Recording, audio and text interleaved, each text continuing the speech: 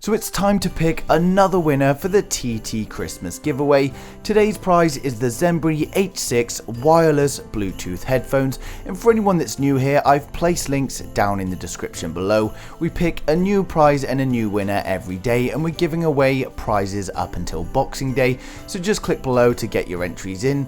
You can see there are a lot of entries already, but each person is able to get 800 plus coming back for daily entries, so it doesn't mean there's that many people in the competition, so don't be put off by that.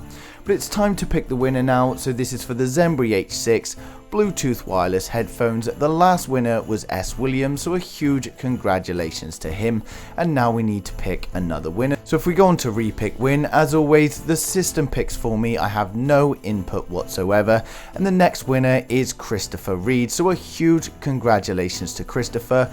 I'll be contacting him today and trying to get his details from him, so could everyone wish Chris a huge congratulations down in the comments below, and as always apologies to those of you that didn't win, but there's plenty more opportunities. So thank you for taking the time to watch this video, and good luck for the next giveaways.